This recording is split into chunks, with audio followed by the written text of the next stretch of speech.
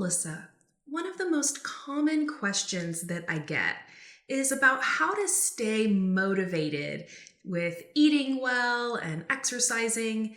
So in this video, I was hoping we could talk a little bit about how to stay motivated and stay positive in our health and wellness journey, whatever that may be.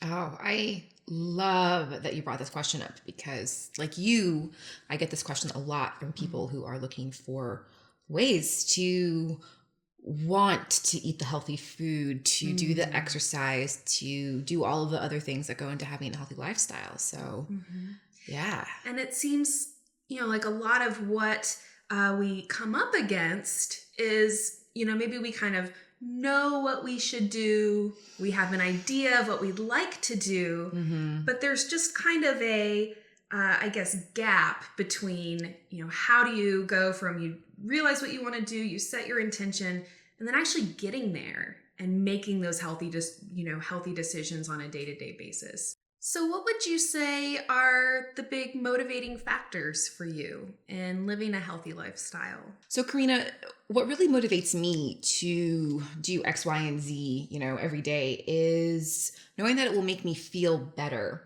And more so than, I want to feel good. And there's that is a desirable place to be, but it's also how that affects the rest of my life. I know that if I do my exercise in the morning, I am much more likely to have the capacity to be kind and patient with my child, which, so A, B, C, D, I exercise and then I'm avoiding potentially a fight with my kid, and so the positive choices seem to create more positive, feeling good scenarios. Yeah, it's like a snowball effect. Yes, almost. Exactly. I definitely feel the same way. And having gone from, as I was growing up, I was eating junk food. I wouldn't say I was particularly healthy. I didn't really know anything about health. And so I could actually, observe for myself how much better I felt when I started eating better and not eating junk food and trying to exercise regularly. And then what I found is it kind of became like a positive feedback loop. Yes. Where doing something good for yourself, makes me feel better. And then that feeling better helps motivate me to keep doing good things. So actually, I kind of want to touch on that for a second. One way that I've been able to kind of hack motivation is you mentioned, you make a good choice and then that makes you feel better. For me, if I take it out of like a moral value, or if I take it out of like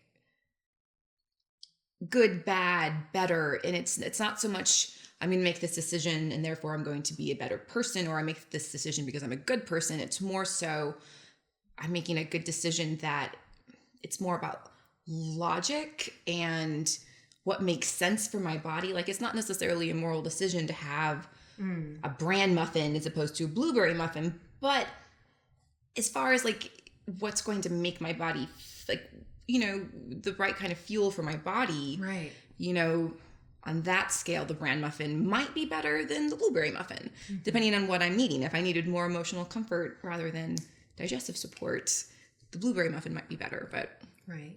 And I think that largely, what it comes down to is being able to make a healthy decision in the moment. Well, that's like a whole thing right there, is making a healthy decision in the moment, or being able to make a decision versus a reaction in the moment. And so what that kind of comes down to maybe is, the idea of mindfulness. And for me, when I first heard people talk about mindfulness and that, went straight over my head, I didn't have a real understanding of what that meant. And as I started doing things like incorporating a yoga practice and meditating and trying to just, discover what is meant by this weird word, mindfulness, I realized that it's about being, present in the moment, aware of the moment, not with my mind constantly in the past, worrying about things I've done, or constantly in the future worrying about things, but really just being in the moment and trying to, enjoy whatever that moment is bringing. And I have felt so much better and just happier on a day-to-day basis, since I was able to do that. But it took me, having a little bit of discipline, so to speak, to be able to get there and to be able to get out of that like kind of negative thought patterns. And, we feel inclined to be judgmental of ourselves. In general, we're pretty hard on ourselves. I know I certainly have been very hard on myself over the years.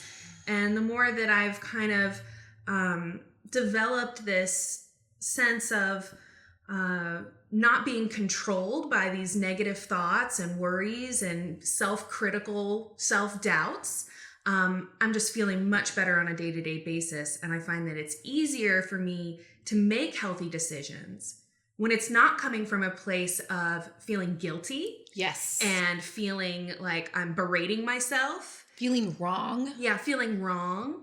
And so I think that's a kind of slump that people can get caught into, and it feels hard to dig yourself out. And then I see questions like, how do I motivate myself to be healthy?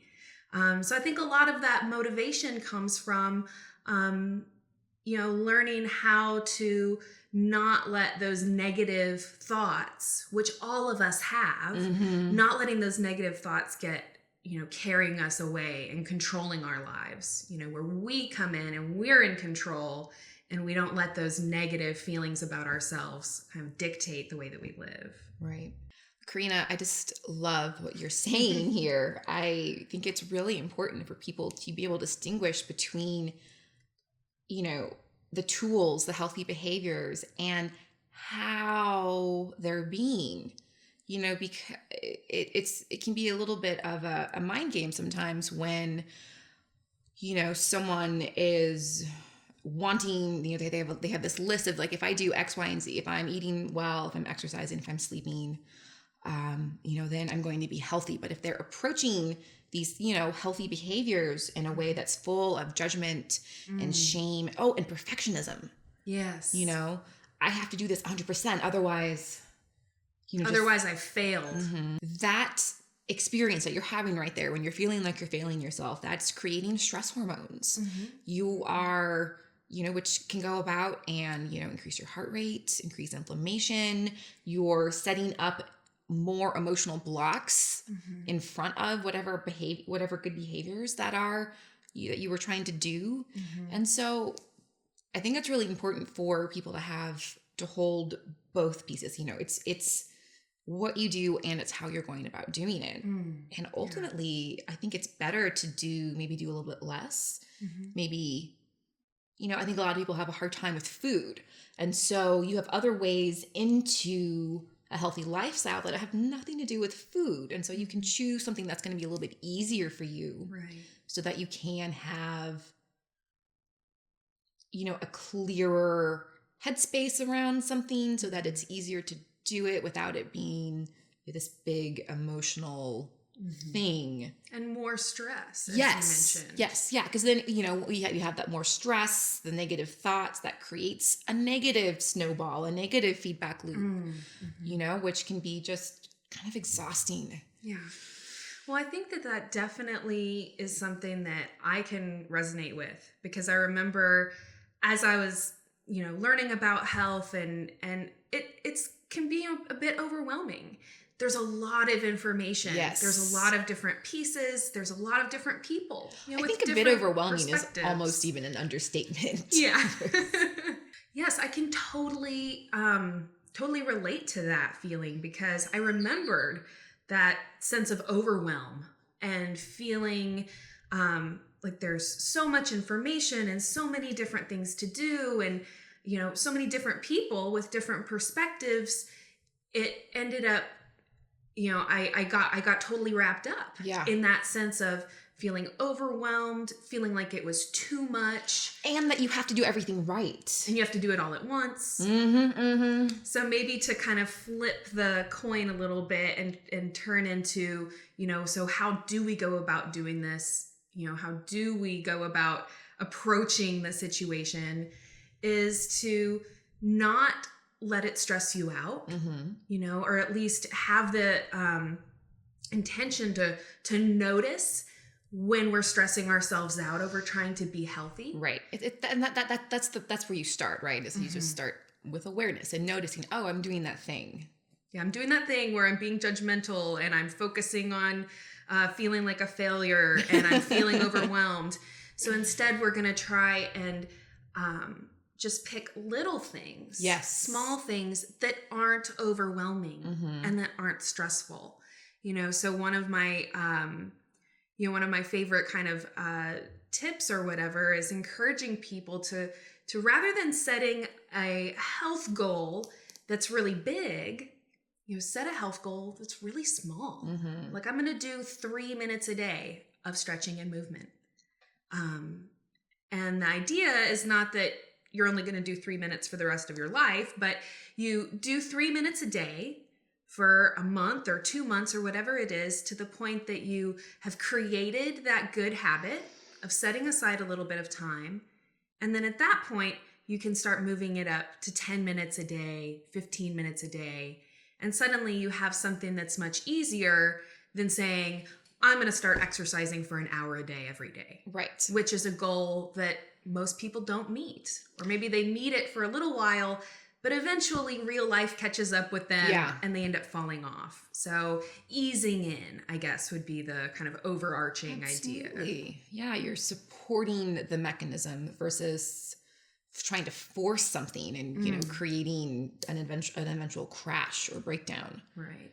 And certainly in diets, we can see how easy it is that people crash, because they're doing the same thing. They're trying to say, I'm going to, completely change my diet in the course of a day or whatever. People start doing extreme diets. Yeah. And the thing about an extreme diet is there's just only so long that you're going to be able to keep that up. Right. So even if maybe it works for you at the beginning, if 2 months later or 3 months later, you're off the diet and you've regained the weight, you're actually in a worse place than if you had just done something small to make a slight improvement to your diet, but it's something that you're actually going to be able to keep doing. Well, and it just kind of coming back into that, we've been discussing mindfulness. I think that when people make those extreme decisions, it's a way of bypassing presence and awareness, because, maybe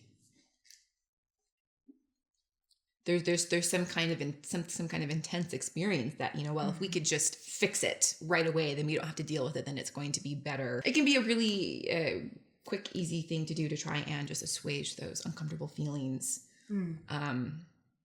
Because in order to do the small changes, right, it takes some mindfulness and presence and a desire to really come into balance, which not so much balance, but also coming into more of who we are.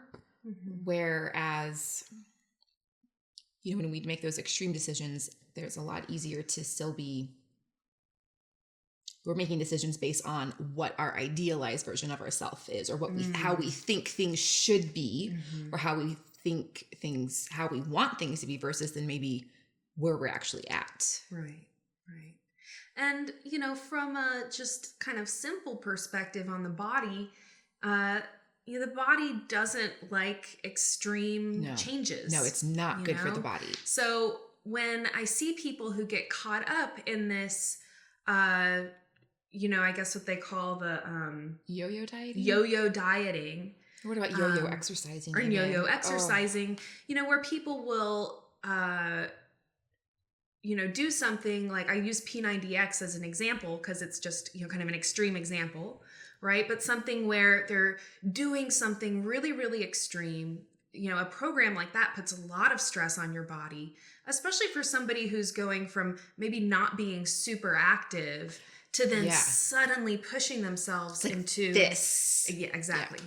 Yeah. So I would just encourage people to, try and move towards this idea of balance, like you said, of being kind and compassionate to the body, rather than trying to put the body through extreme things like a cabbage soup diet or P90X or things that are totally unsustainable and are totally shocking your system. Yeah. And oftentimes those end up being the things that, throw people off of their good path, so to speak. They end up getting to a point where they just can't do that crazy extreme diet anymore. And then they fall off fall off of their healthy lifestyle, so to speak. And then they are kind of stuck back in that slump where they can't get motivated. Best case scenario, right? If we're, when you have the big extremes, you're risking you're risking injury. I guess if you're doing extreme exercising, there is that risk of injury, but then also with dieting, you risk, kind of just getting your digestive system out of whack, potential depletion. Right. Yeah, I definitely, and I've said this in a lot of videos, I'm very against things like crash diets, calorie restriction. These things are not only horrible for our health, throw off our body's metabolism, throw off our body's blood sugar metabolism. Yeah. But they're also just really unpleasant things for people to do. So hopefully we've been able to encourage people to choose the path of least resistance and to not feel like the only way to get healthy is do some extreme, crazy, change in your life. Well, I think a lot of people think that if it's healthy, it has to feel bad, and they're told it's complicated and tangled, right? Because a lot of the stuff that we do or that we're being told not to do, isn't good for us, but it feels good, it tastes good, or it doesn't. Getting off the couch and exercising after being sedentary for a while, there's a little bit of a rough hump, and so it's definitely makes it easier if you ease into it, right? If you start at it if you start with your mindset first, because that creates space for things to be more pleasant. So maybe if you're used to doing things in extremes, then you're going off the couch going from the couch to say running 2 miles, that's not going to feel very good. But if if your mindset's if you're coming at, okay, well, I'm just going to make a little bit of a shift and I'm going to do it long term. Well, maybe I'm just going to take a walk for 5 minutes a day. Like the decision hump to get over is a lot smaller. And you're also going to start reaping the positive benefits without any of the risks that come from running. You're going to still get the endorphins, but without the risk of breaking your ankle. And it's just easier to do. Right. So I think there's really a permission piece where people have to give themselves permission for, maybe it's okay if things are easy. Maybe it's okay if things feel good inside my head, because I think the value can kind of flip. When we're in that place of perfectionism and idealism, we are making a decision to do something that's hard or painful or that deprives us.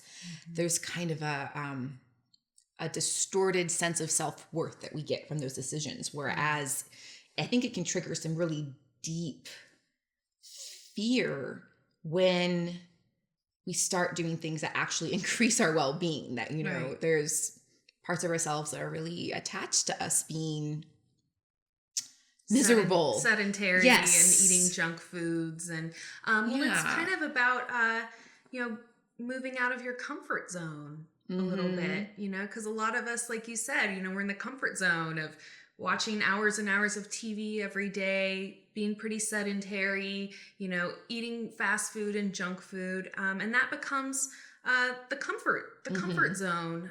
So one of the big,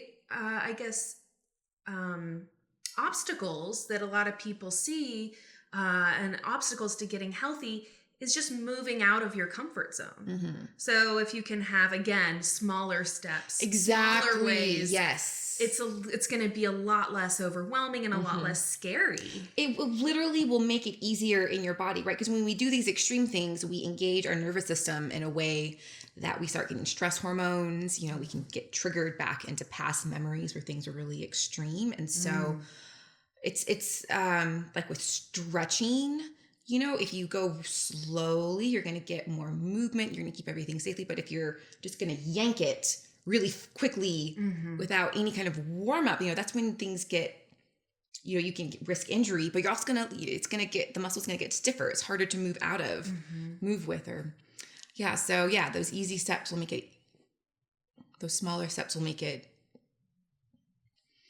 less of a big deal to come out of one's comfort zone, I guess, or...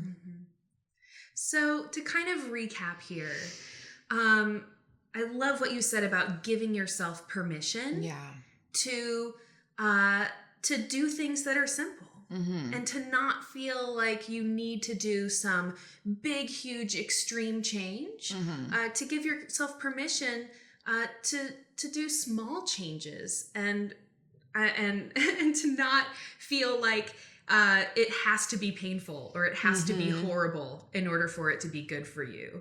And I definitely think that there's something in our culture that has kind of created this feeling like things that are bad for you feel good and taste good, and things that are good for you feel bad and taste bad. Oh, absolutely. And that as a mindset, just that one little piece right there, I think has a lot of people you know, kind of running around in circles with not being able to you get made this motivated. notion, like people's wires are crossed in a lot of ways, you know? So yeah, giving yourself permission, giving yourself, or I guess accepting that you don't have to do something really huge. You don't have to do something really extreme in order to have extreme benefits on your health. Having more mindfulness to not get wrapped up in the negative thought patterns. One of the most interesting things in my health journey, so to speak, was the book The 4 Agreements by Don Miguel Ruiz, where he talks about how we kind of accrue these different agreements, or really just expectations of ourselves, judgments on ourselves that end up kind of pigeonholing us into a negative place and a place of feeling unmotivated and unhappy. And when I read that book, I thought, wow, it's not just me who does this. So anyway, so I think that's a huge part in gaining control over those negative thought patterns. And for me, the benefit of mindfulness has just been feeling like my emotions and my fears don't control me. I mean, obviously I still have those feelings. Right. I still have those emotions, but I at least have some sense of being able to notice those negative thoughts, realize that those negative thoughts aren't helping me and often aren't really based in truth in the first place. And then trying to replace those negative thought patterns with more encouraging, positive thoughts. Yeah. And I really like how, you know, so you're practicing this mindfulness and making these, you know, these different choices, but then, you know, every time in any healthy habit that we have is also going to reinforce our ability to do this. It's going to make mindfulness more easy. You start sleeping better or eating better, whatever it is. It's literally going to give your brain and your nervous system, you know, more space, more, you know, whatever it is that they need to make those decisions, you know, and it can be really, it's really cool how it all kind of feeds into each other. Well, Melissa, thank you so much for your time today. Oh, my pleasure. And I look forward to doing more interviews like this with you. Oh, yes, please. Thank you, Corrina. Great. Thank you so much. And thank you so much for joining us today. I hope that you will let us know if you have any thoughts or comments and questions about the different topics we discussed in this video, or if you have requests for future topics that you would like to hear addressed on this channel. If you enjoyed this interview, you can find more videos like this on our Patreon page, where we're posting additional exclusive videos to help people improve their health, improve their well-being. We also show you guys some behind the scenes and bloopers, which are kind of fun. Not that we have bloopers, of course. No, we're perfect. So you can check out those additional videos there on our Patreon page if that's something you're interested in. I want to thank you so much again for watching, and we look forward to seeing you again in the next video.